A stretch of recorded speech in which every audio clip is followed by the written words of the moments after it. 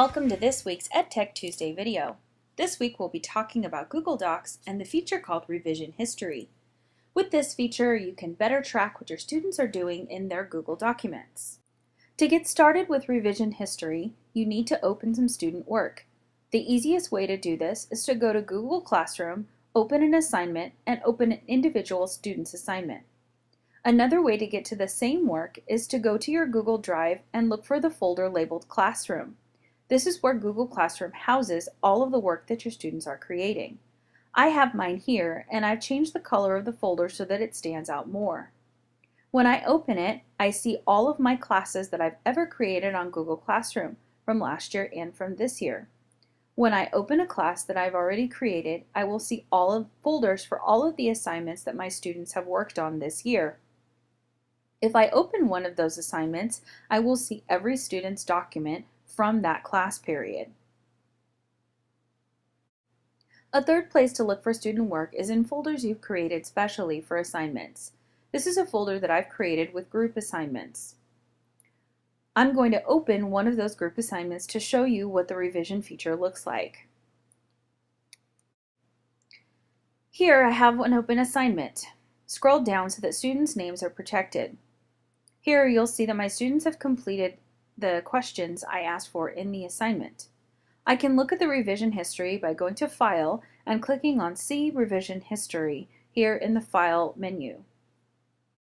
When I click on Revision History, I get a new page where on the left I see my student work and on the right I see the dates and times where this document was edited.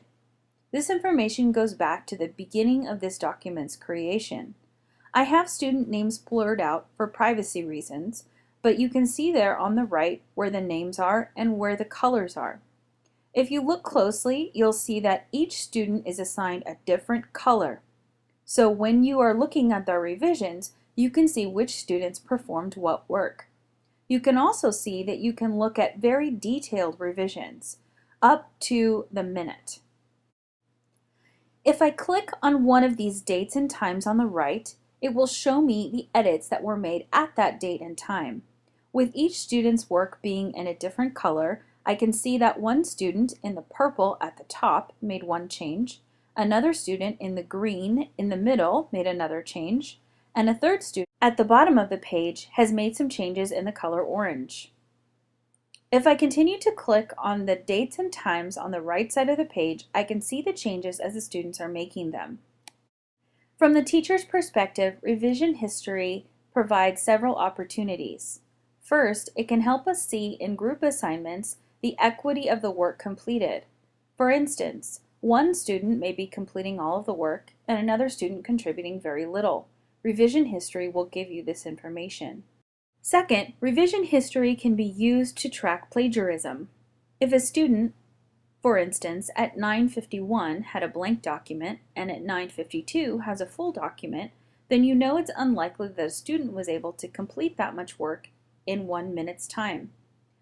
This would give you an opportunity to check to see if the information was cut and pasted from another source on the internet.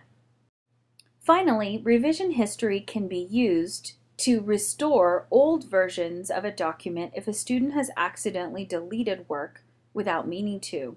If you look on the right side of the page, I've selected the edits from April 28th. Underneath that selection, there's a blue link that says Restore the Revision.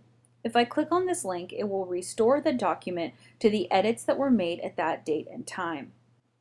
That's all for this week's EdTech Tuesday video. Thanks for watching!